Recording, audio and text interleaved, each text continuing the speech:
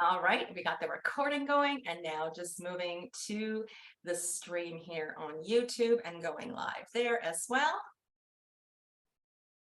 Wonderful. Okay, so thank you. Here we are, the first day of a medium's world. This is an opportunity to be able to share not only our personal stories, but to also empower you on your journey, on your personal journey, whether that journey be in terms of you as a healer and as a medium yourself, or even perhaps in terms of your healing journey as you recover or find your way through the grieving process yourself and the loss of your loved ones. Now, I just want to, before I go any further, I just want to adjust the sound system here because, again, I'm getting a little bit of feedback even on myself. So give me a second just to make that happen. Oh my gosh, of course, everything is, technology sometimes for mediums. Here's something that you may not realize. Sometimes technology for mediums can be a little bit of a challenge as well, simply because we have a our speakers and blowout technology simply because of the high vibrational energies that we have, that we are utilizing through our connections to the other side. All right, so for those of you who don't know me, my name is Bonnie Worth, and I am absolutely 110% a medium. Now, I can admit that publicly, and I have been working professionally in the field for almost 15 years. So I've had a lot of work a lot of experience, I should say, in helping other people in terms of reconciling their losses in connection to the other side, as well as one of my greatest joys is in terms of mentoring and supporting other mediums in being able to fully be empowered by their gifts and abilities so that they're able to help other people as well. For me personally, I believe that mediumship is the most healing modality that there is. And there's a lot of really phenomenal healing modalities that we have access to. But for me, mediumship is the most for me is because it allows for a reconciliation of life after death. The most difficult thing that we as human beings ever have to go through is the loss of our loved ones. Death is the most difficult and most upsetting part to our psyche in terms of our emotional and our mental well-being. It impacts everything that we do, it impacts everything about who we are. And so it really is in being able to have the access to the non-physical realm to begin to bring through those healing messages, as well as to help for reconciliation and for people finding a sense of calm or peace after a loved one dies is probably the greatest blessing of all. I have seen firsthand how even one word that I've offered in a mediumship reading where the individual, it completely transformed their life. It was the pivotal point in their life where they were able to find a way forward from what felt like the most hopeless or helpless scope or time in their life. So again, as I said, it can just be one word that can absolutely save some person's life. And I've seen that happen time and time again through my willingness to show up and to, be a little woo-woo and be a little different and, forsake everything of what everyone says of who I should be, what is possible, what's right, what's wrong, and really moving into a place of deeper trust within my own self. Now, being a medium is something that I've had experiences with the spirit world from the time I was a very little girl. Now, first in understanding that I grew up within Catholicism, so these connections to the other side were not things that were very easily accepted in terms of family, in terms of community, etc. So it wasn't something that because it wasn't embraced through the teachings or the doctrine that really kind of governed through even through my family, it really wasn't something that was encouraged. If anything, it was actually discouraged as being a form of something I needed to steer away from, that it was the work of the devil, that, or, the devil had a hold of me, etc. I even had times where I was asked to not say anything or share the messages from the other side. Oh, I'm going to ask whoever, I'm going to make sure, please, interrupting, please make sure you're muted. I just heard some coughing. So if you can please make sure that, there we go. Thank you so much, just for the quality of the recording, of course. So I even was told at different times, Bonnie, you have to stop saying things like that. People are going to think you're crazy. I remember having experiences as a child, not only with angels and loved ones on the other side, but I also had some not so pleasant experiences as well. So I had a lot of this turmoil happening around me because I was living within a doctrine that was saying that everything about who I was wrong, that this was something that was only accessible or only possible for a priest or someone who had been chosen through the religious order. So I really felt, again, that God made some kind of horrific mistake the day I was born. Like, there was something about me that just went completely wrong because I wasn't really able to I want to say kind of fit into what those belief systems were around me. And believe me, I tried. But I was definitely the child who could play by herself for hours with all her invisible friends and have a great time. I was actually never really a kid who was alone. I didn't miss out, on not having maybe friends to play with, or, getting together socially with friends, simply because I always had friends to play with around me. So it wasn't ever, an issue for me in that sense. But so we, as I kind of moving, through my childhood, with the things that were happening, around me, the chaos that I was feeling inside of me, it really became these deep embedded beliefs that, being who I was, had I not been born, all of these things, began to solidify and in the wrongness of my very kind of existence. Um, when I think my first real experience with a family member on the other side, through death, was when my grandmother died. And this is where being a medium got really confusing, and probably where some of my greatest wounding actually took place, in terms of being a medium. And that was the time when my grandmother passed away. I was probably, and I meant to look this up. I meant to do the math before we came on here, just so I had the exact number. But I was approximately 11 or 12 years old when she passed away. I might have been as young as 10, but it just gives you kind of a general idea. I remember being, of course, within Catholic ceremony, where the night before the funeral, we all gather for prayer. And I remember sitting in the chapel for the prayer ceremony, and my grandmother's casket was, at front at the altar, and my grandmother was also standing right beside the casket as well. And I was sitting in the pew with my relatives, and of course, I looked at her, she looked at me, she noticed that I could still see her, and she came straight forward to me. She began teasing and playing and talking to me and joking around about things, and actually making me giggle, which actually caused, cousins and sisters and relatives to all start laughing, at least in our aisle, because we also did have our parents turning around, making sure and shushing us, so that we were behaving ourselves through this sacred ceremony. So that was my first chance. It was really confusing. It was really exciting. I could see her body in front of me, and yet I was having a full-on apparition of my grandmother, who was right there standing and talking to me at the same time. Now, this happened close to the Christmas holidays, and even with the death of my grandmother, we gathered as a family, of course, gathering in grief, as in healing, but also in terms of creating celebration for for everyone as well.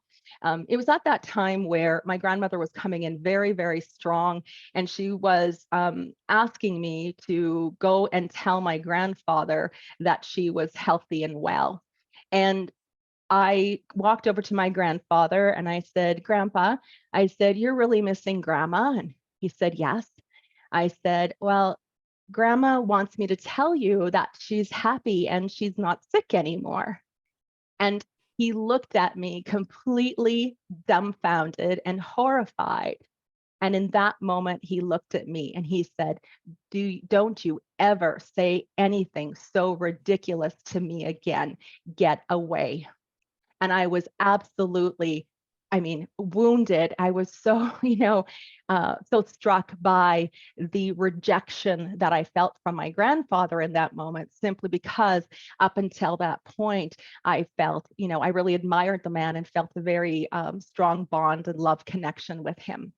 So that really was a changeover point. That's when I really began to recognize that there was indeed something wrong, that this was not acceptable, and that I could not continue to share the messages. Now that really began to kind of not shut down my connection to the other side, but what it began to do was shut down my connection to myself. And it was, through childhood where I was having these experiences with the unseen world that I was engaging with, but I told no one, which is a lot when in the history, when we understand even what is my greater story in terms of, my life up until, maybe 15, 20 years ago. I basically held everything inside of me, and I kept everything as a secret, not to be shared with anyone, for fear of being rejected, being ridiculed, being shunned in some way. I did everything I possibly could to be able to fit in and conform and follow what were the expectations, of a good Catholic girl, and really kind of did my best to kind of move through some of the other challenges that were playing out in my childhood right along, and with the same time. My next really, I would say, big push from the spirit world was when I was 16. And when I was 16, I had a friend of mine who had been killed in a car accident. And she was a year older than I was in school. But she and I had spent some time together. We were in high school. We had some spares. We really got to know each other. We hung out quite a bit over the year, and we had become very close. And she was someone that, was very easy to talk to. She wasn't anyone that, she was just easy and fun loving, and just really was there to just for the friendship and connection. And I really appreciated that about her. We held some really big secrets between the two of us. Now I finally had someone where I was actually sharing some secrets and felt very safe and very seen by her. And she was killed in a car accident, and probably within a day of her death, she was already showing up for me. There were times when I could sense or feel her. I was obviously emotional with losing my friend as well. However, it took some, as you kind of go through the grieving process, making sense of life and death, even at that fragile age. And I was leaving school one day shortly after her death. And when I got into my car, she was in the passenger seat with me.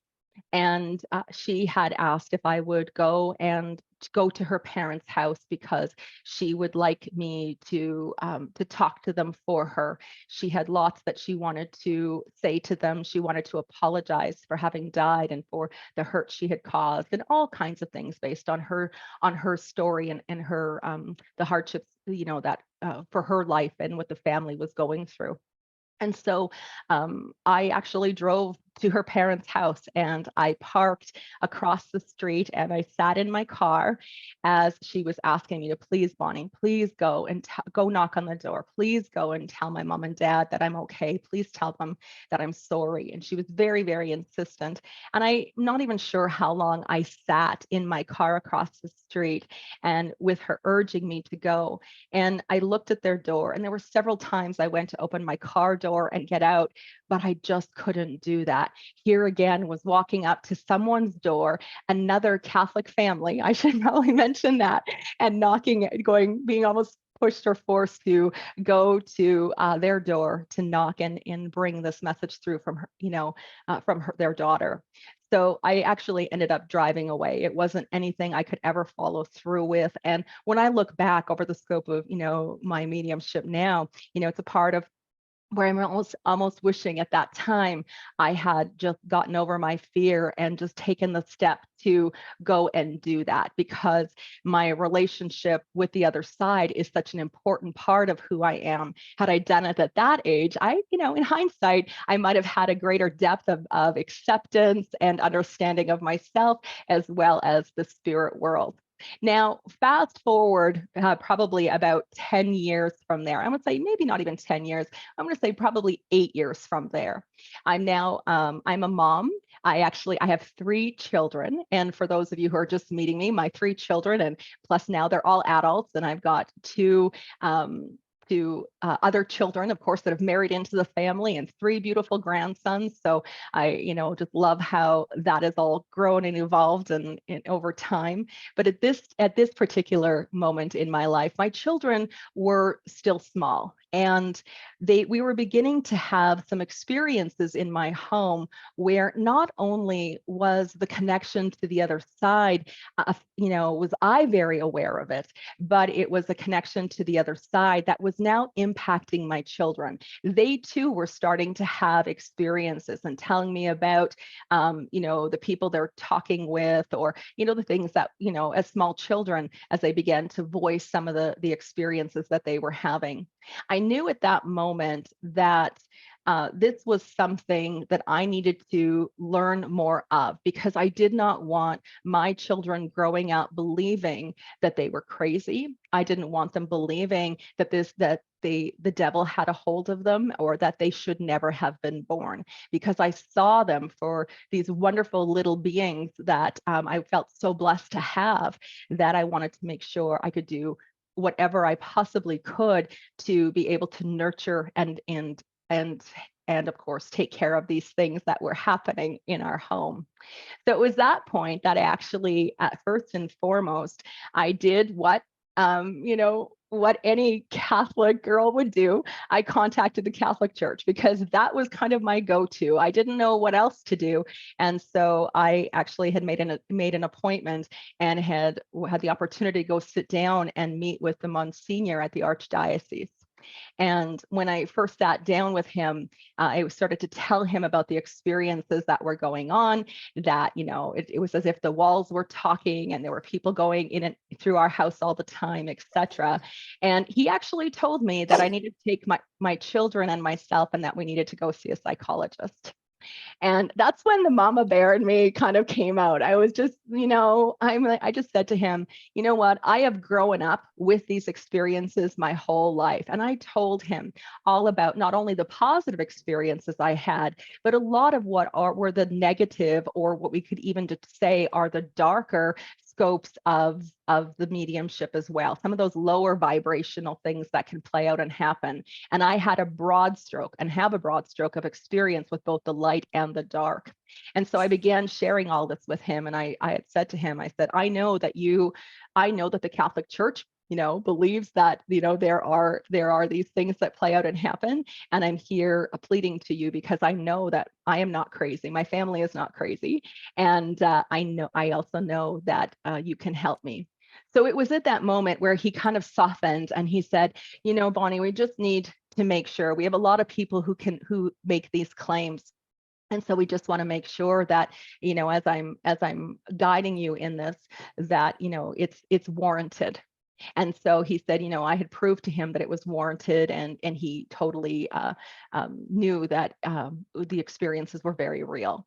So from there, he had given me some prayers and some encouragement, of some things to look at doing in terms of taking authority within my own home, taking whether the sovereignty of our family, the sovereignty of even my own self and that of my children, and really help me to kind of put some processes and some things in place. And then he also said to me that he says, Bonnie, he said, this is all happening, not to your children or as something really bad, but he said, you are lacking in your faith.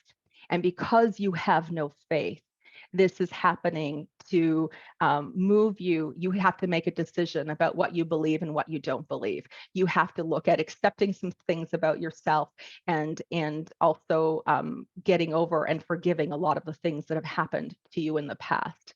Now that really hit me strongly because probably prior to that, I'm just looking at timeline here, it would have been probably at that point had been 5 years since my dad had passed away, and my dad had been killed in an accident, and a farming accident. And so I was in a place of as a young mom of not only having this sensitivity to the other side and dealing with a lot of the wounds from my childhood. I also was dealing with the grief of my father, and I was very angry at God because I had everybody else's loved ones showing up to talk to me except the one person I wanted to connect to the most.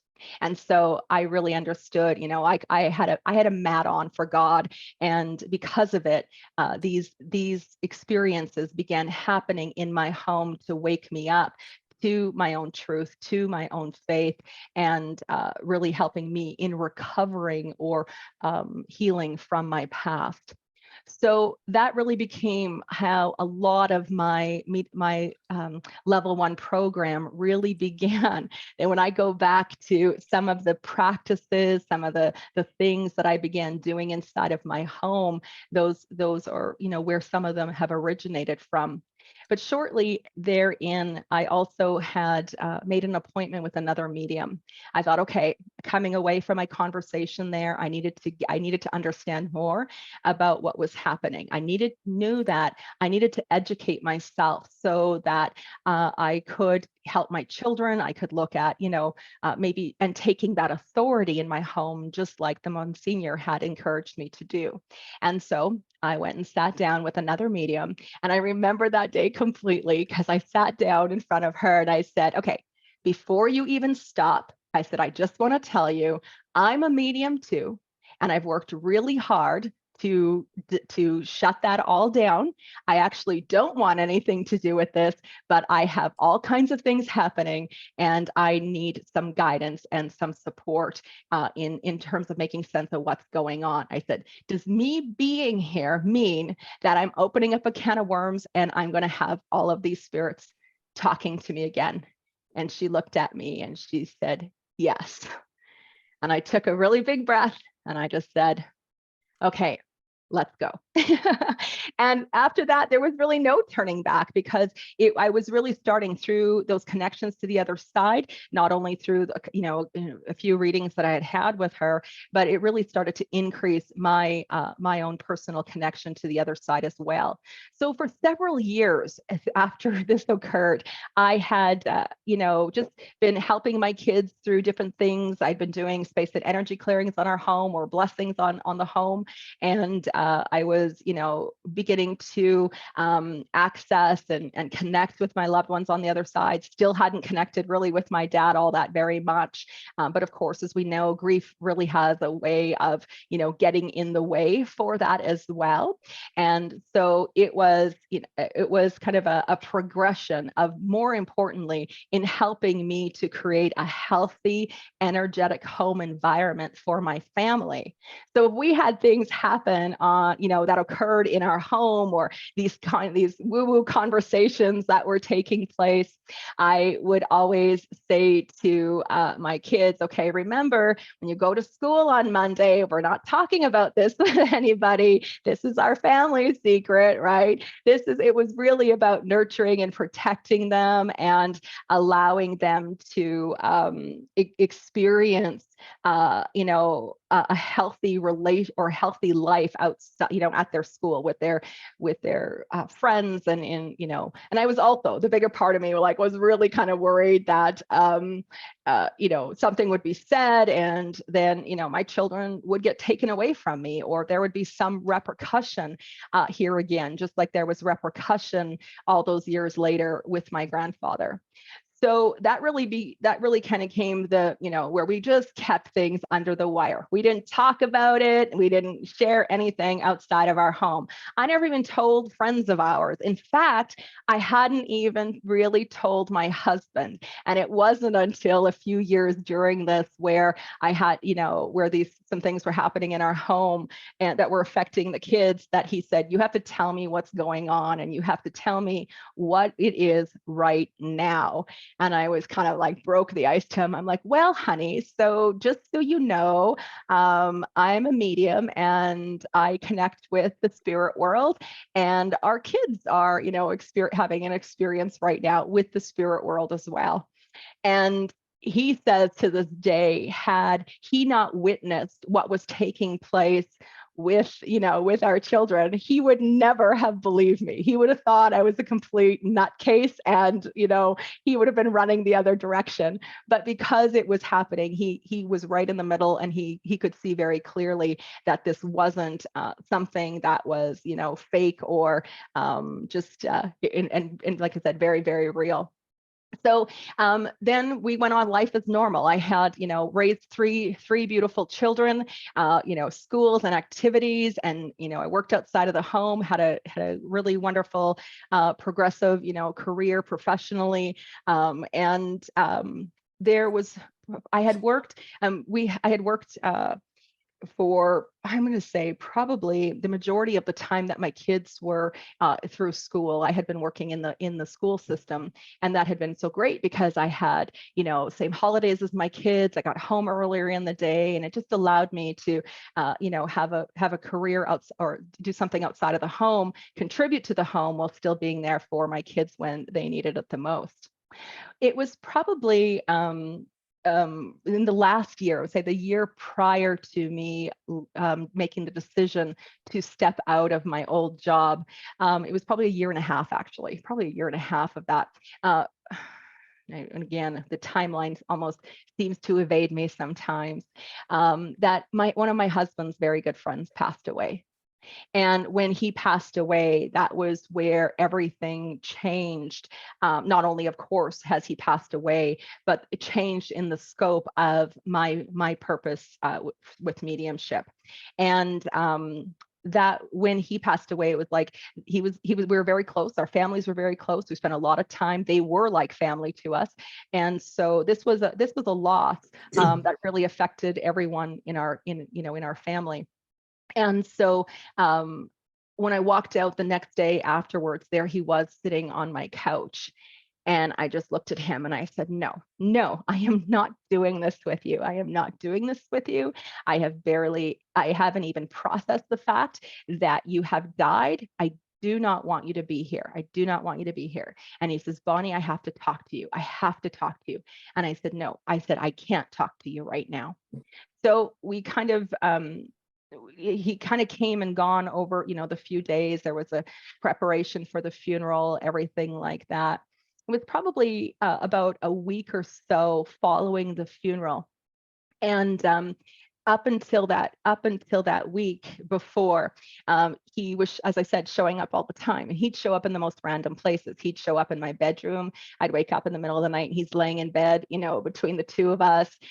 He's, talking to me while I'm in the shower. He's coming to work with me. He's interrupting, it was just non-stop with him. He was just a constant needing to talk. I need to talk. I need you to give these messages, to his wife. He's like, I really need you to talk to her. And I said, no, I'm not doing it. I'm not doing it. And so anyway, about a week after he had passed, we happened to be visiting with his wife. And of course, she's still very raw from the loss of her husband. And my husband and I are there and consoling her and just, sharing memories and different things. And of course, he's coming in loud and strong. And he's like, Bonnie, you have to tell her what you can do. Tell her what you can do. She's going to understand. You need to tell her. And so I would get up from the room and I would go into the bathroom and I'd close the door and I'd be like, stop it. I am not telling her. You have to stop this. This is not going to happen. Then I'd go out and I'd sit back down in the living room again with him, and he was constantly at me. I must have went to the bathroom probably about a half a dozen times or more until the point where he became so strong and overwhelming that I knew the only way to get rid of him, where he would finally leave me alone, was for me just to take the chance and take the risk. And so I knelt down in front of my dear friend, and I just said to her, I said, so I am a medium, and I have been connecting with your husband, and he's been very insistent that I talk to you. And I said to her, I said, he wants me to let you know that he's here. And I started sharing some messages, and she's kind of looking at me a little bit dumbfounded. Now, to really appreciate this scene, she's sitting there in one of his old sweatshirts. She's got a toque on her head and pulled down, and she's sitting back in the chair, just really vulnerable. And she's just looking at me, almost confused. She's listening, but wants to believe, but doesn't really want to believe. And I just looked at her and I took her hand. I said, I would never say something like this to you. I said, but he's telling me for you to take off that fucking hat because you look ridiculous. And at that moment, she sat up from her chair and she looked at me and she said, oh my God, he really is here. She goes, I put this hat on this morning because he used to always tell me how ridiculous I looked in it. And I said to him, there, I can wear this hat now. You have no say over whether I wear this hat or not. And it was the hat that actually became the moment where she knew that what I was sharing with her was very, very real. So from there, for what was the next year and a half, I had shared messages with her, or had been the medium between her and her husband as she moved through her year of some recovery and his loss. And I can only say that I transcribed love letters from the other side for her. There were times when she and I would have opportunity to be one-on-one and in conversation, but there were lots of times where he would show up again and just be so overwhelming in his energy, where I would grab a pen and a paper and I would just transcribe a message for her. And then I would phone her, read her the letter, and whatever was going on in her day or whatever was happening in that moment. It was, if she had been seeking an answer, if she had been questioning something about their relationship or how to handle something with the kids, she had things going on in her life that I truly wasn't privy of. And yet the messages that I was sharing with her were the very messages that helped and supported her in that moment. So I had spent the year to a year and a half with her, still working at my old job, still showing up, going to work, and delivering these messages. And by the time that year was over, I was at a point where my job really wasn't fulfilling. I found that I was, I'd always said my family was a priority, but I found I was giving far more time and attention to my responsibilities at my job, and it was taking me away from some of those opportunities with my family. So it was really kind of getting to a place where it just didn't feel like it was where I would be the happiest anymore. And so I had, through that year and a half later, I had actually quit my full-time job, which was a very shock to my husband, even though I had been talking about it for a year, but it was still a shock nonetheless.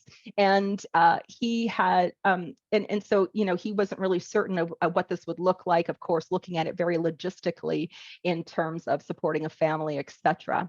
I actually didn't know what I was going to do. I had, even at that time, had no idea that I would be working professionally as a medium. All I knew is that how I had helped her, there must be a way that I can help other people. You see, I hadn't grown up with any influences of mediums. I didn't even know that there were holistic healers out in the world. I didn't even know about sound healing or astrology or the Akashic records. I knew nothing about it at that point. I was completely naive to everything that was available.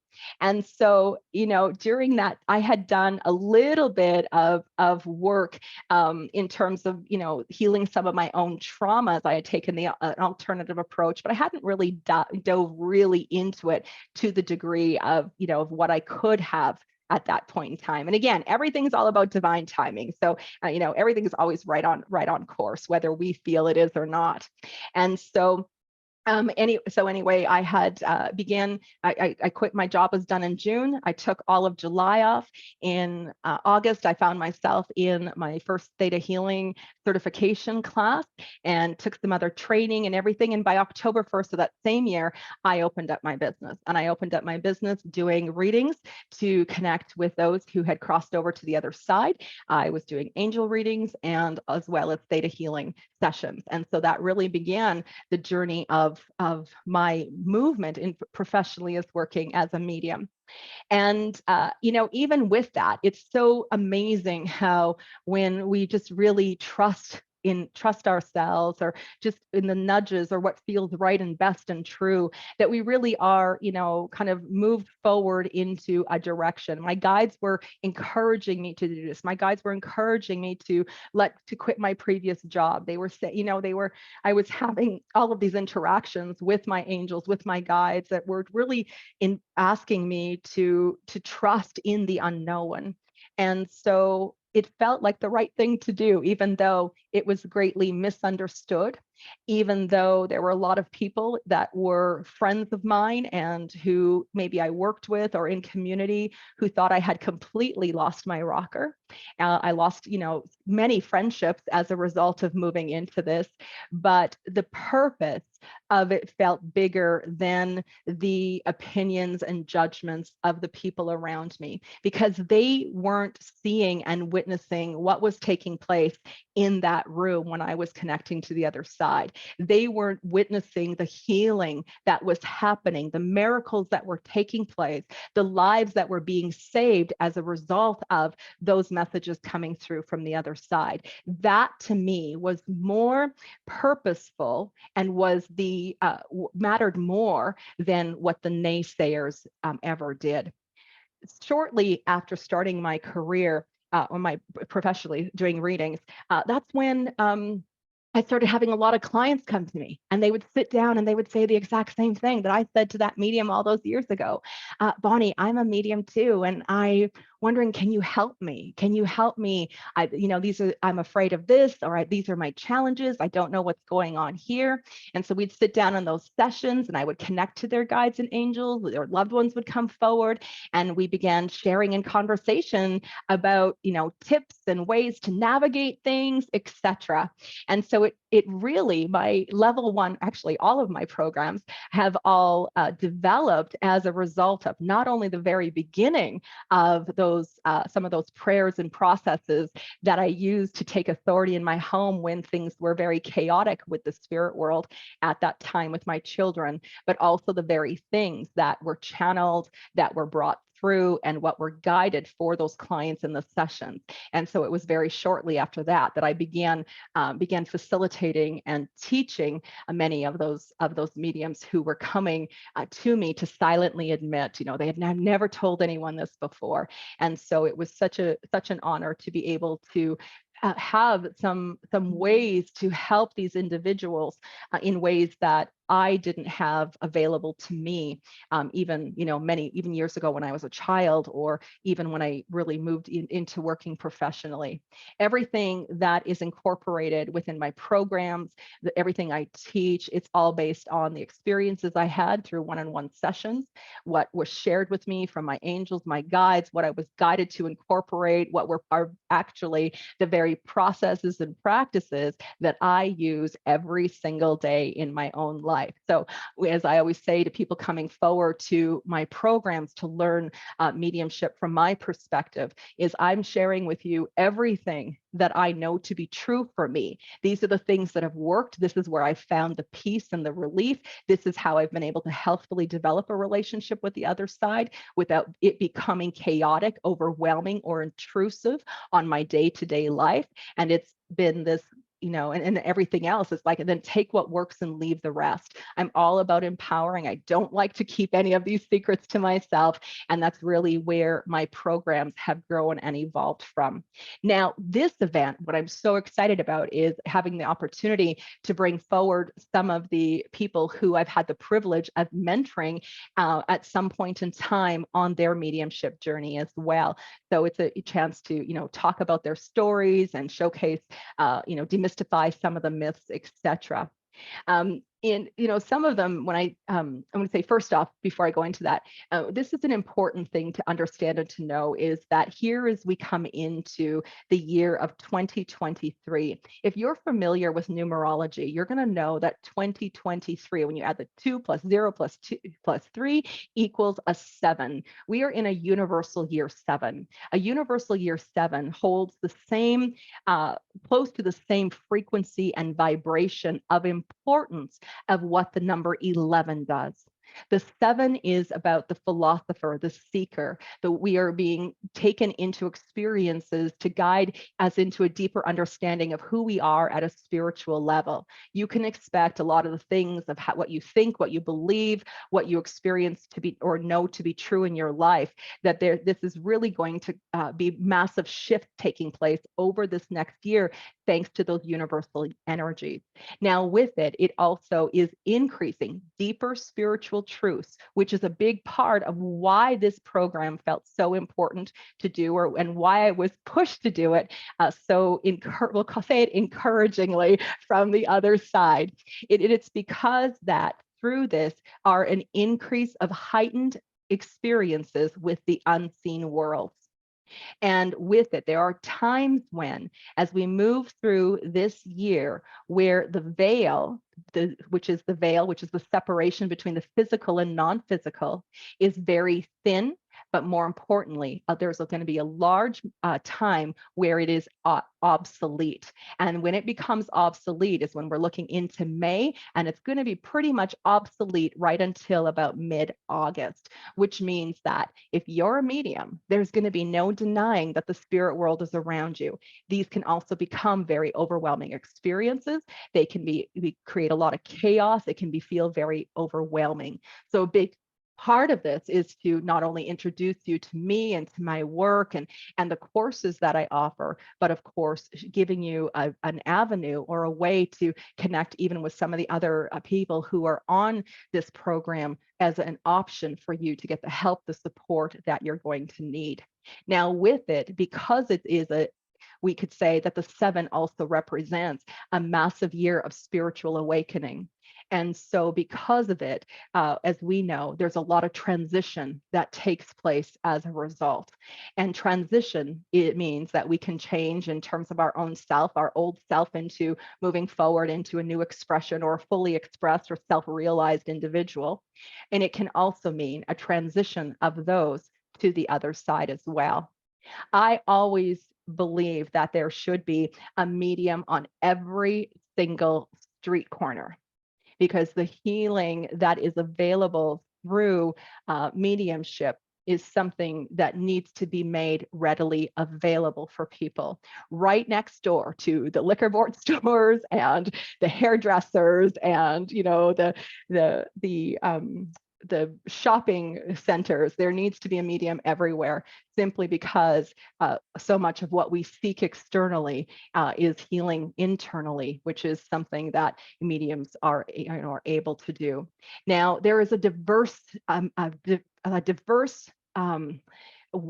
aspect of expertise and abilities with a medium. And you're going to see, based on myself and the work I do, as well as some of my guests, everything from doing readings to sound healings to channeling to doing coaching, to doing speaking, and you name it, astrology. It's all a part. These are people who are looking, who have stepped in, who have accepted themselves as mediums, and who are ready to show up to be one of those people on a street corner somewhere, making themselves available to people who are suffering, who are grieving.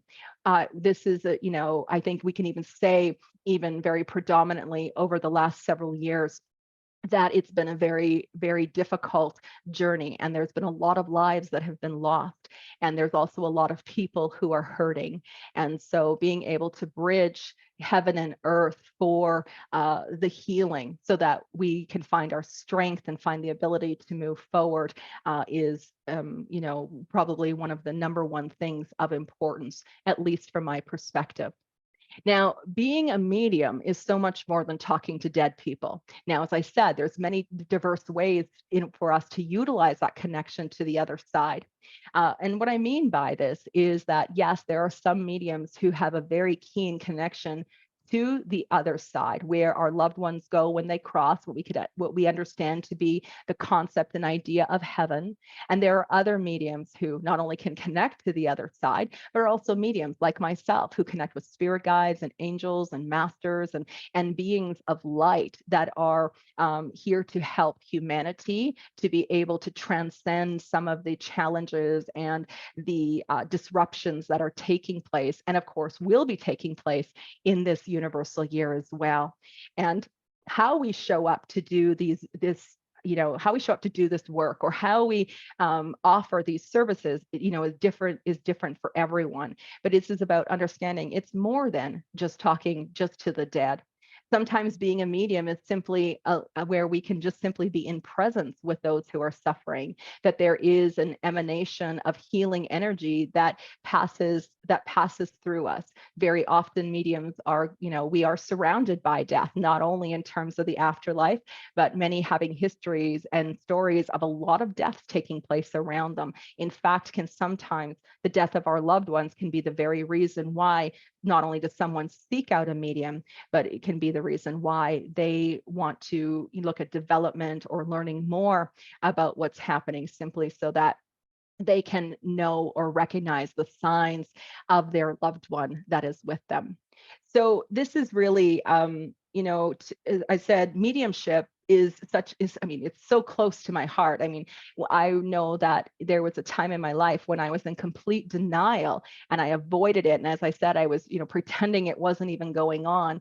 That was really the time in my life where I was probably at my lowest and my darkest. It's where I was the most depressed, the most unhappy. I found it really difficult to function. I was on autopilot in my life. I was drinking too much. I was not taking care of my health. I was not well. I was not well mentally, emotionally, physically, or even spiritually. And by my willingness to kind of move forward to find out more, to seek the help in, alternatively through holistic healers and through my connection to the other side. As a result of doing that, I am happier, healthier, feeling more energized, more vibrant, more altogether in my life in a way that I had never been before. You see, the key thing is that mediumship isn't something we do. Being a medium is who we are. It's a part of our personality. It's a part of the very makeup of what is the infinite divine recipe that, God's source, your higher power, our higher power, had in a big game plan for us.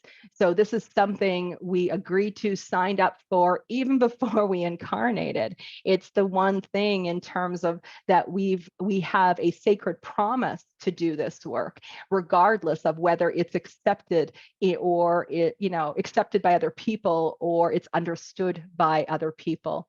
So when I came out of the closet as a medium, as I said, I lost many friends and many people didn't understand, but through that have been blessed in so many incredible ways, because I know so many other amazing people. New friendships have blossomed, and of course I've blossomed as well.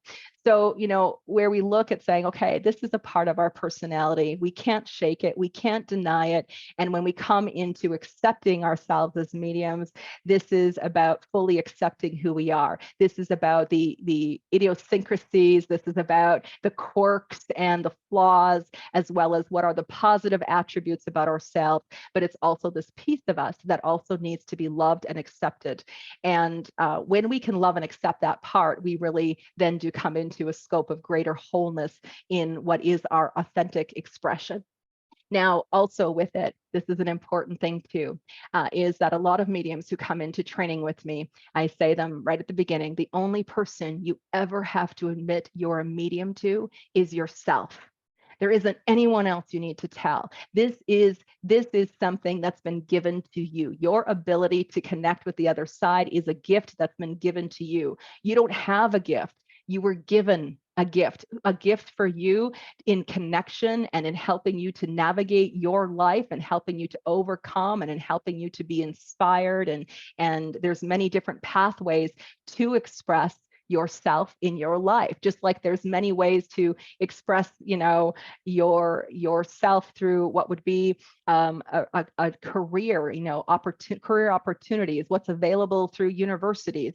There's a diversity of what's available for us. This is no different. As a medium, there's a diversity of ways that we can utilize our connection to the other side. So it's not just about doing readings for other people. I've had a lot of mediums come forward and said, well, yeah, I'm a medium, but I'm not interested in developing it because I'm not interested in doing readings for people.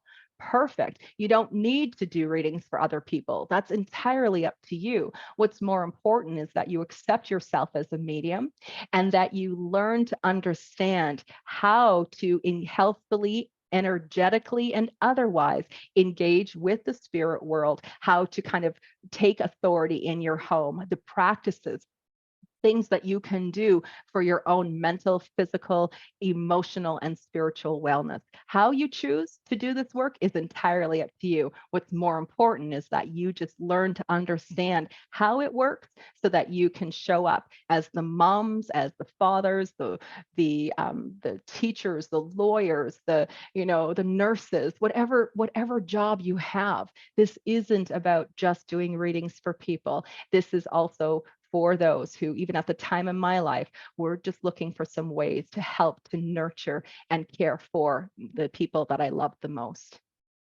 So that is my little presentation. I have lots of stories in terms of the spirit world, lots of amazing things that have occurred that have reaffirmed my faith in the afterlife time and time again. But what I'd like to do is we come into the tail end of it. I want to go to the chat. And if you have any questions for me about my journey, if there's something going on for you that you want a little clarity on, I would love to for you to share that now. Okay. Awesome. So just looking through. Oh my gosh, it's so great to see everyone. If you haven't said hello to me there, it's a great place to say hello. Good evening. Good evening. Oh, Linda, your video. I just saw your message now. Hang on. Let me go see if I can solve that for you. I don't know why that would have happened. But then again, me and technology. There, I'm thinking maybe it's unlocked. I'm not sure why that locked. I hope that's worked for you. Awesome. Oh, thank you, Alita. Thank you. I've told my story time and time again at a lot of my workshops and classes. So there is definitely, there is some practice that has gone into that as well, but I sure appreciate you saying that. Becky, you're so welcome. Oh my gosh, thank you, thank you. Carolyn, will the recording be made available? Yes, absolutely, it will be. So a copy of this video will be posted on the event page. So when you signed in, you were directed to the event page. So within 24 hours, the video will be posted there for you to listen and to watch again. It will also be available on my YouTube channel as well, even after the event is over. Not only my video, but of course the conversations and video for all of my guest speakers that are going to be a part of this event as well. And I'm also going to provide an audio recording, which means if you're someone who would like to download it so you can listen to it later as opposed to watching it, there will be an audio that will be available to you as well. Sarah, did I ever connect with my dad? Oh my gosh, absolutely I did. In fact, it was really once I started doing readings for other people that my dad actually started showing up in stronger where I started having stronger experiences for that. But what was really kind of fun is that when I would have a session, even before I started working professionally, when I had the session with a medium. When I was going to go that day, he was always the one waking me up. My dad, when he was alive, he would always to wake me up. He'd always grab my big toe and shake it. And so that's actually how his spirit started waking me up. So to make sure I was on time for that session, so that he could talk to me that day. And yes, I've had a lot of, I have a lot of connection with my dad. I've been able to reconcile a lot of my childhood through my conversations with my dad. He's given me a lot of direction and advice, and sometimes I just it's just in the knowing that he's present and that he's consoling or supporting or loving me when I feel or I'm needing him the most. So yeah, it's really it really has progressed over the years.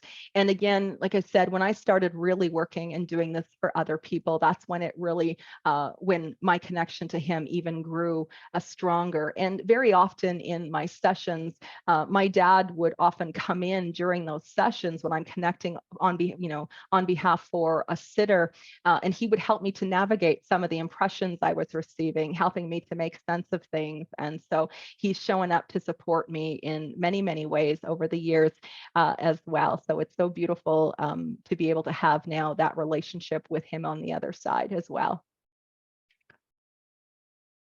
Oh, Chloe, you are so welcome. Oh my gosh. Thank you. Thank you, everybody. Oh my gosh, your comments are so wonderful here. Again, looking for your questions. Oh, Coral, I'm so glad that you were able to be here.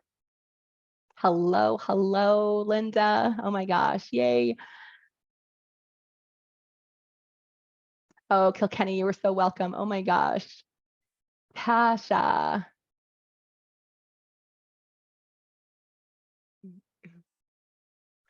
So, yeah, right, Tasha, I completely get that. You say you share messages and you get looked at as if you're crazy, right? I mean, oh my gosh, I know the feeling of that because again, it's like people are confused and they might even be a little bit shocked in terms of what it is that you're actually sharing it. One, because how on earth did you know that, right? How on earth was that possible? And again, we always come up again to other people's fear as well. And so I have made it as part of my teachings that I share with people, as well as my own personal integrity of doing this work, is that I never do readings or I never share things with people without their permission. If they're asking for me to share, if they're asking me for a message or they're asking me, for some insight, then their permission, I'll offer it to them.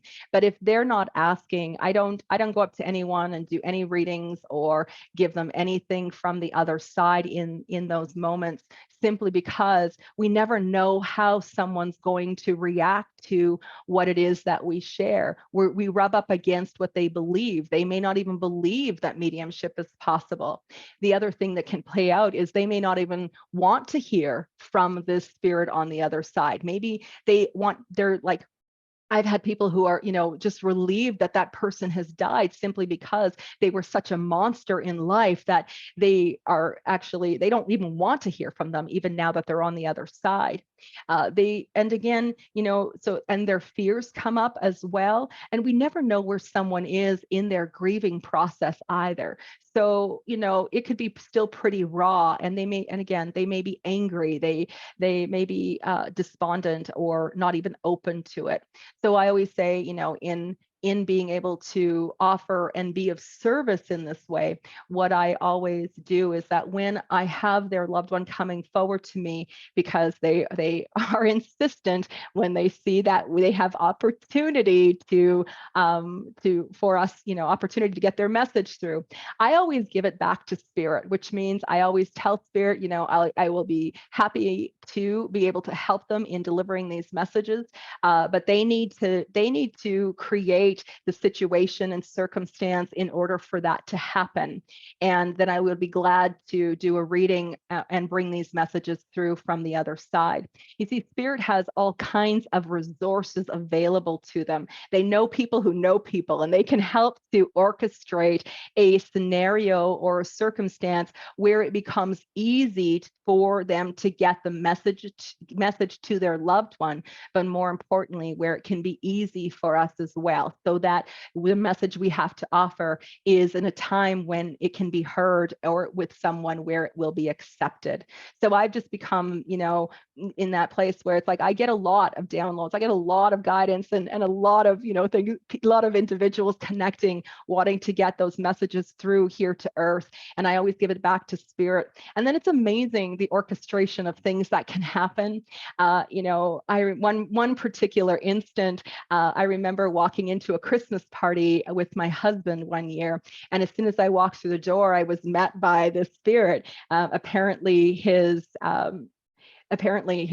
sister was in the crowd, and he wanted me to give his sister a reading. He was insistent, like, and I'm like, I don't know who your sister is. And he's like, well, she's out there on the dance floor, right? She's wearing the pink blouse. And I'm like, no. I said, you figure out how to get your sister to me, and for her to be open, and where this can take place. And then, yes, I will definitely give her your message. So we're at the Christmas party. We're socializing. We're having our dinner. There's a dance taking place, and I'm sitting at the table. And as the night is going on, guests are starting to leave the Christmas party. So tables are downsizing. People are moving from one table, and they're going to sit with others at another table. And as the downsizing is sitting place, all of a sudden, as if by, as if this random thing, she's suddenly sitting at my table, but she's not beside me. She's across from me. So again, I'm just, and he's like, okay, she's here. You can tell her. And I said, no. I said, you need her. You need to orchestrate for her to open up this conversation. I'm not going to go to her with this. And so whether it was tonight, whether it was that, she booked a session with me in the future, whatever it was, so the night continues to progress. And the next thing you know, everybody is getting up from the table. People are going dancing, other couples are leaving. And all of a sudden at one point, it's just her and I sitting at the table, and she gets up and she comes over and sits down beside me. And she said, I really apologize. She goes, I'm not really feeling all that social tonight. She said, my brother passed away a few weeks ago, and it's really hard celebrating Christmas without him. And I said, yeah, I said I could completely, understand, and had deep compassion for her in that. And she said to me, I know this might sound really weird, but she goes, I've actually been thinking about going to see a medium. Like, have you ever done that? Is that just the weirdest thing that you've ever heard? And of course, that became my opening. And I said, well, actually, I happen to be a medium. And no, it's not the weirdest thing I've ever heard. And so she was floored. And I did give her a message from her brother that night. And of course, she did make an appointment to book with me to get a full reading thereafter. You see, I didn't have to approach her. I didn't have to take myself into an uncomfortable moment where, not sure if it's going to be met with acceptance from the person that I'm delivering the message to. So I would encourage you to that. If you're having lots coming in, just look at giving it back to spirit. Say, yep, I'm absolutely willing to do that, but just please, you orchestrate it. You take care of the details about making that happen. Awesome. All right, so I just want to continue to scroll down the chat here. Oh my gosh. Wonderful.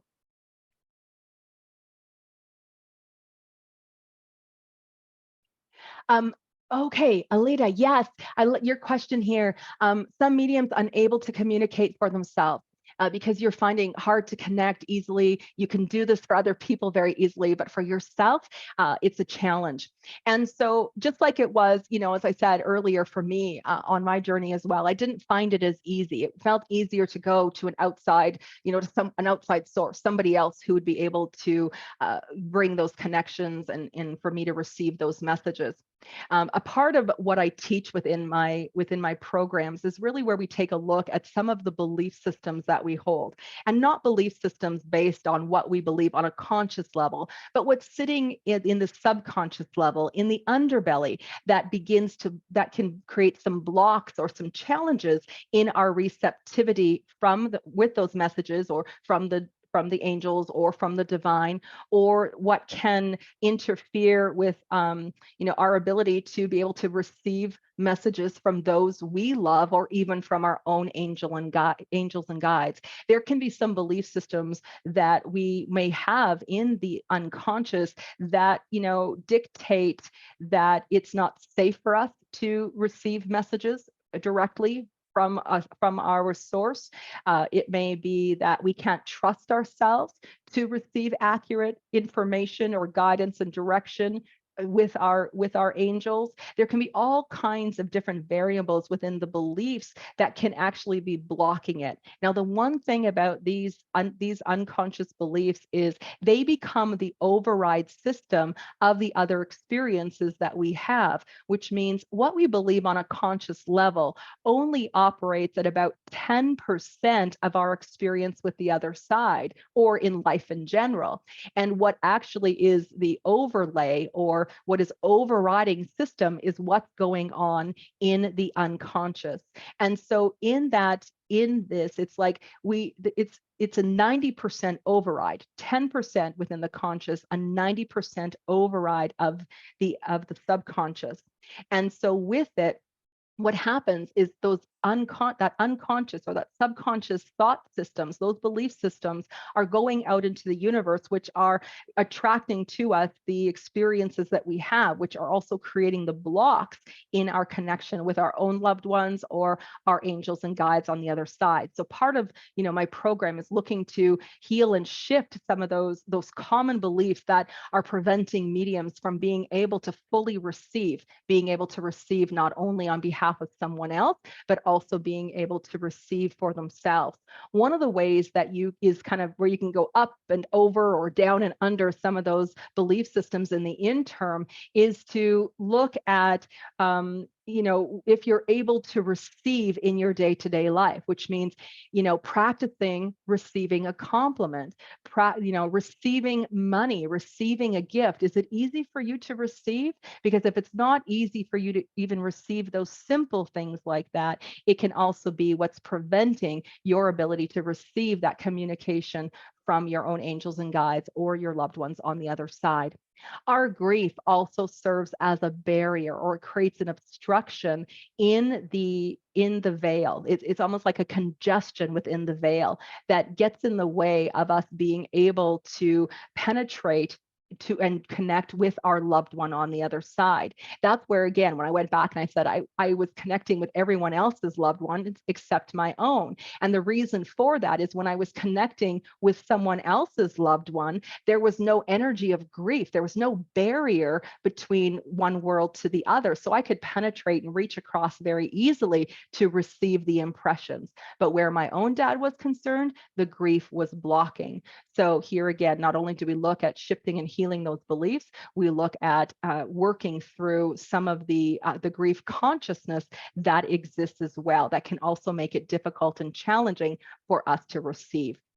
So again, looking at, opening up the channel, being able to receive for yourself very often comes down to some of those rooted belief systems that say that you can trust your connection and trust yourself and trust in what you're getting. And of course, it doesn't quite work the same way. Like, we can sit down and do this for other people, but it works a little bit different for us too. It works a little bit different because now this is the invitation for us to pay attention to the signs, to the symbols, to the synchronicities, and also trusting those inspired thoughts that we have. This is where we personally are always combating our ego. Ego seems to always have a say over things. So just like a limiting belief can override, our ego can override what is the guidance or that connection as well. So I encourage you to pay attention to the inspiring thought. And what I mean by an inspiring thought, if you think you just got some guidance from your angels, you did. Okay, you did. It's there. And as you begin to trust in that, that's going to eventually be able to create what is the opening for you to trust everything else that you're receiving or able and capable of channeling through for yourself as well. Okay, but there's so many different variables involved in it, but those can be some of the main ones that seem like almost an impossible task for us to receive connection or communication from the unseen realms easily for ourselves. But it is possible, and yeah, you absolutely, you're going to see over time it's going to become easier and easier. All right, awesome. Jenny, do I still do private readings? I absolutely do. I don't do them very often, which means I only have opportunity a few different times through the year where I open up opportunities for those personal readings. And I think I have some coming up, I believe in March. There's some opening in my calendar for March. I'm not sure when again they'll open up after that, but I generally announce those through my email list. So if you're on as a part of being a part of this program, you're going to be moved onto my VIP list, which is my email correspondence. And it's through the email that I make announcements about when those sessions become available. It's not something that I generally announce or publicize otherwise. And so if you're connected to me through email, stay connected so that when those opportunities open up, that they are available for you. I generally, the majority of it, like I said, I only do a few, throughout the year. And a big part of that is because a big part of the work that I do now is focused in terms of the mentoring scope of mediumship, as well as a lot of coaching and healing and deep healing trauma work. And so I use my connection to the other side to bring in the guidance as well as the healing energies and helping and supporting people to really kind of overcome some of the darkest or most wounding times of their life. So that takes up a big purposeful a part for me in this work through mediumship. And but yes, to answer your question, that's like the long answer to your question. Yes, I absolutely still do personal one-on-one readings. They just happen periodically throughout the year. So be sure to stay connected with me on my email list. Oh my gosh. Yes. Oh my goodness. Hi, Helen.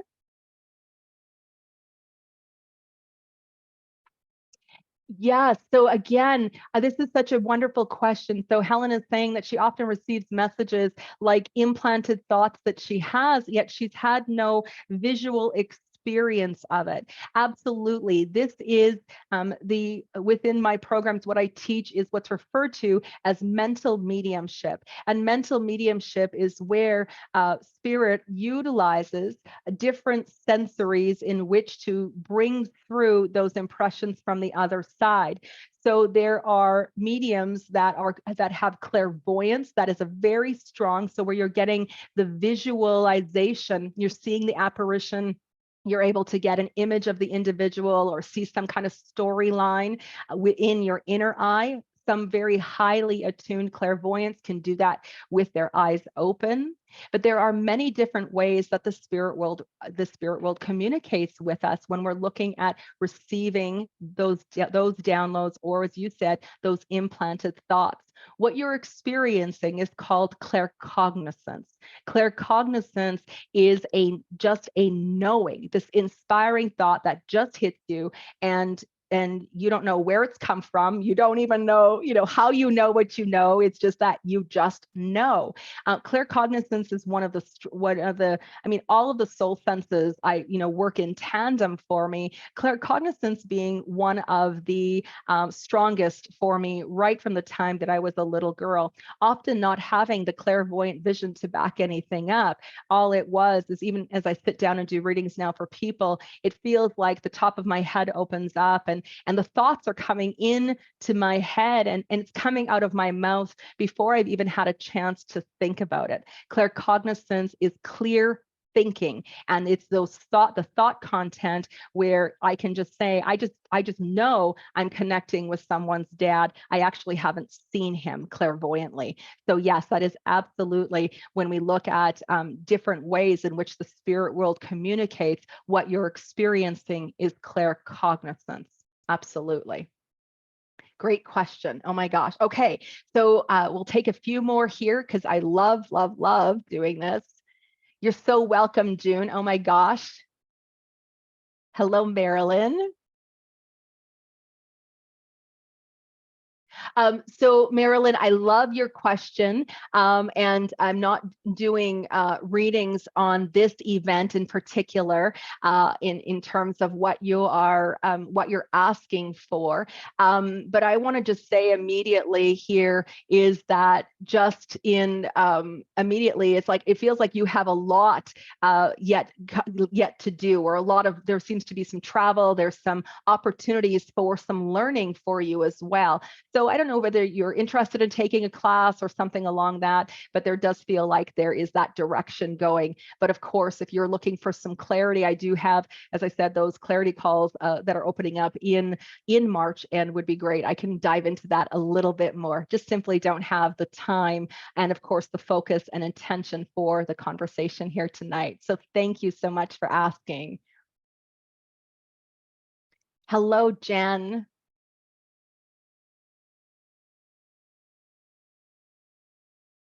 Whoopsie, I just bounced. Sorry, everything just bounced here for me, and I just got to get back to your message here.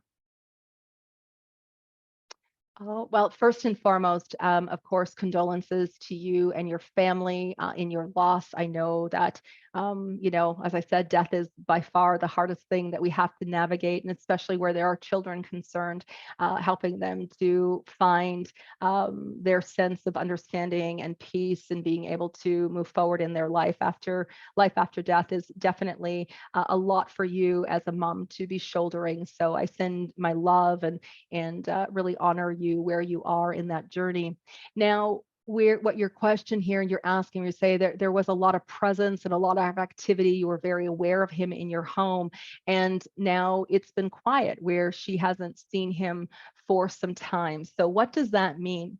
Well, in understanding what transpires is that first and foremost, when someone passes away, they're very active with us for approximately 3 weeks. Now, it can be a little bit longer. It might even sometimes be a little bit shorter. And again, in understanding mediumship, and understanding life after death, it's not linear. So we try to get the best understanding as what we possibly can, but to know there can be many different ways in which this can show up or play out. It's all dependent upon that individual spirit.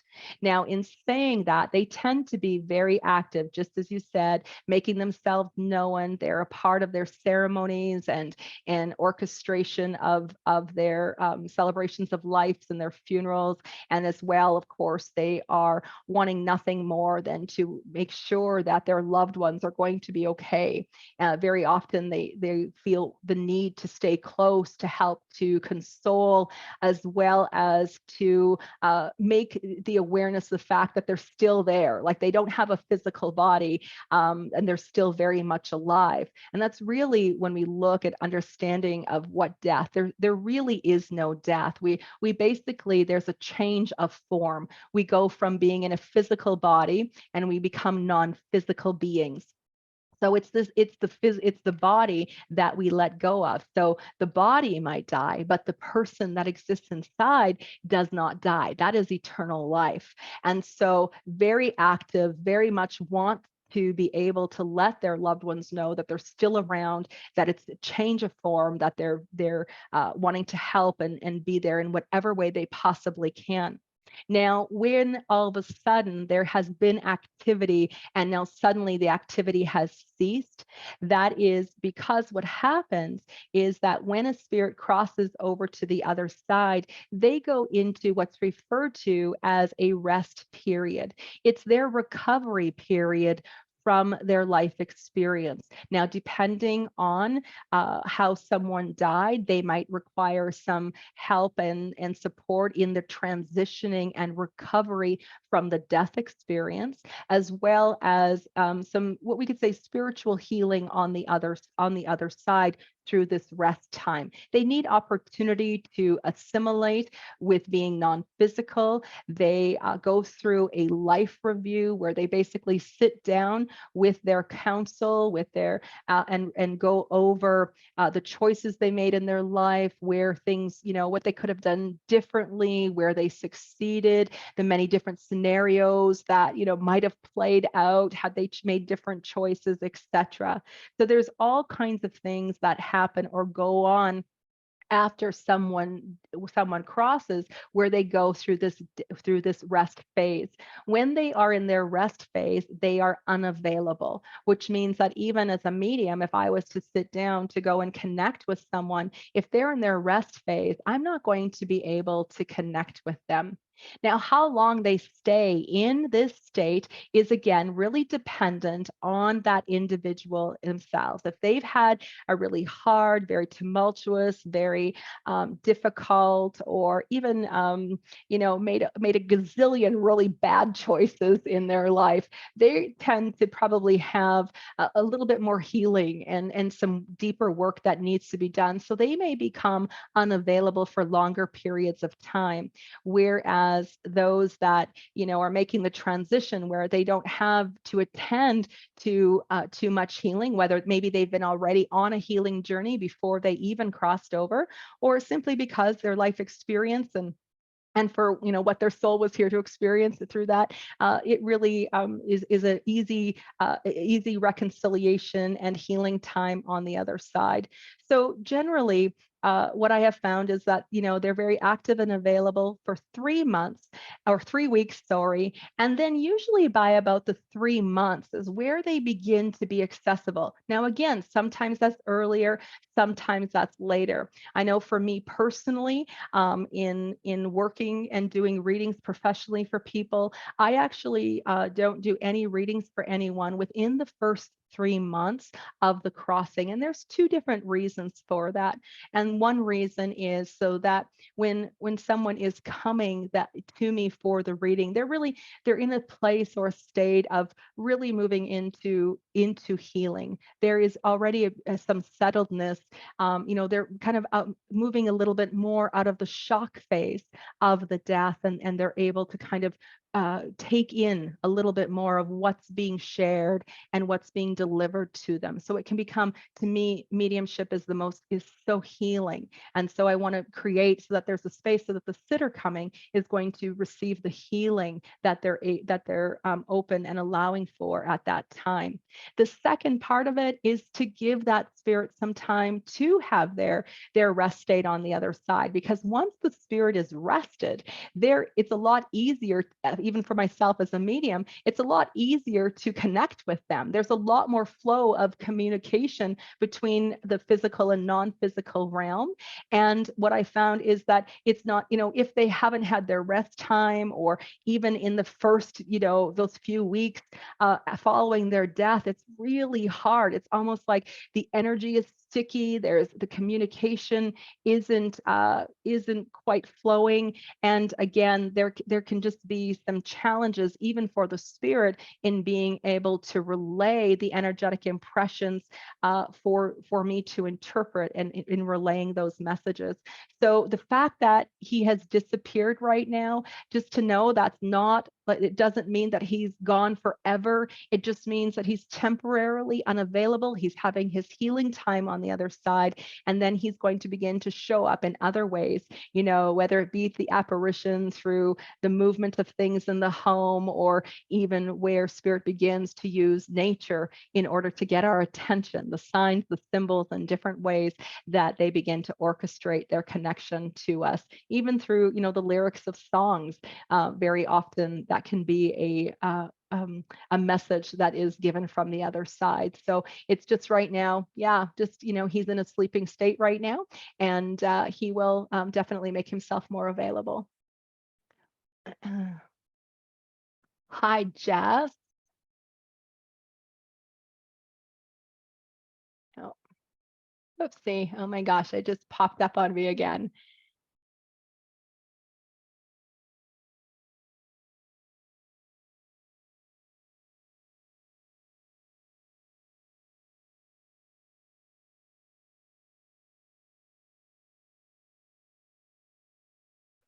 Okay, so I'm just thinking into your question here, just to kind of see, and I'm actually just checking it to say, okay, how do I answer your question here? Yeah, so really, generally speaking, as I say, being a medium is more than talking to dead people. But for the general, I would say, understanding of it is when you're going to a medium, it's really specific in terms of the service that's being offered. So here again, the individuals who are mediums who are open to speaking to the dead, it's going to be very clear in the services that they offer. So they can be, an angelic medium, they can be a healing medium, they can be a spirit medium. There's many different kinds of mediums. Generally, it is identified. We generally tend to be pretty clear about the kinds of services that we offer. And for the most part, every medium can talk to the dead. It's just that there are in some ways where we, have what would be a part of what is our purpose through mediumship that is directs or guides us forward on our path as well. And so we're all here with different varieties, and we're all called to show up in different ways. And so generally, how do you differentiate from those who speak to the dead exclusively, and not just through other modalities? They generally will promote that as a part of their services.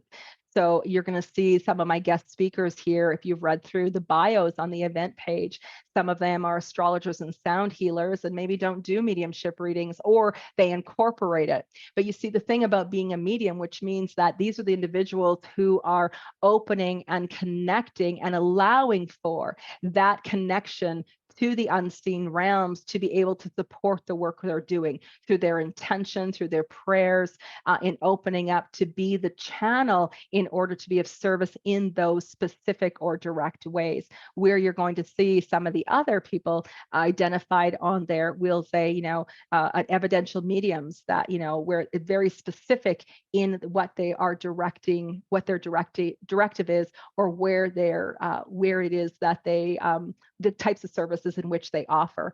So you don't necessarily know immediately by maybe, asking, from one person to the other. And again, as I said, they will be very clear in identifying what kinds of services are available through them.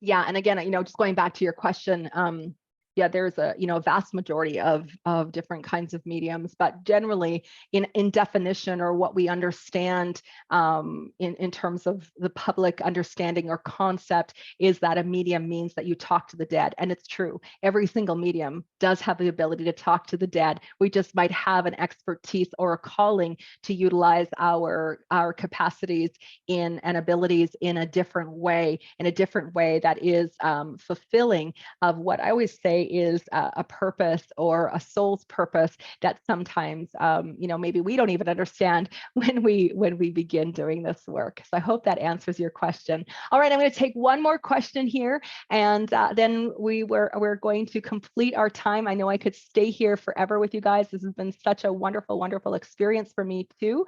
Oh my gosh. One more question, and I just I always have, of course, me and technology sometimes. Here we go. Whoopsie. As I'm scrolling through, slowing down. You guys, you're very, very welcome.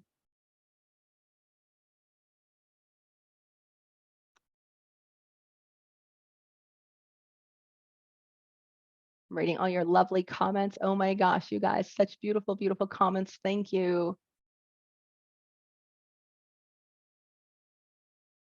All right. Thank you. Oh, here we go. June is asking the question, wondering if it is different crossing over depending on how the person dies, especially when perhaps they've taken their own life, or is it really just their time, no matter the method of passing? This is a very big question, June, and I really appreciate you bringing this one to the table for conversation. And this is probably the hardest thing for us to comprehend, especially in terms of consideration when someone has taken their life, or in the death of, young children, or we hear some of the atrocious acts against humanity in terms of the lives that are lost. This can even come down to, and I've had conversations of, based on even the last several years in terms of some of the, things that have been orchestrated, if it didn't speed up their death or they died too soon.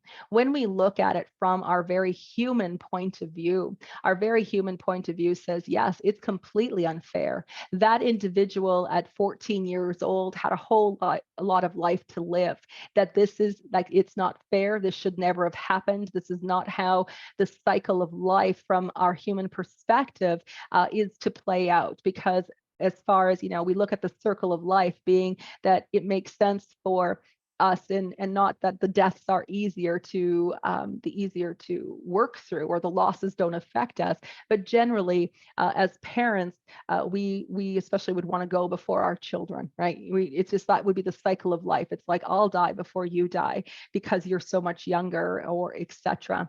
And so when we look at it in that form, it we kind of don't understand it, and it feels like this person has died too soon. But when we look at it from a mediumistic understanding of things, that is when the death was successful. Now, just bear with me, because even the wording seems really odd that I'm using. And what I mean by a successful death means that the person has died. Okay. So when this happens, when someone passes away and they are they're dead, they're no longer with us, that inevitably, whether we can understand it or not, it actually was their time. Now, we don't understand it at the human level, but there are indeed these timestamps, if you would, in terms of what when a soul, or when a spirit, like when we are coming into this life, when we're born, there are high level agreements that are in place for each of us, high level of agreements that we don't have access to, that we may not never understand. And not only is the time and date of our birth pre-planned as we come in, but also our death is as well.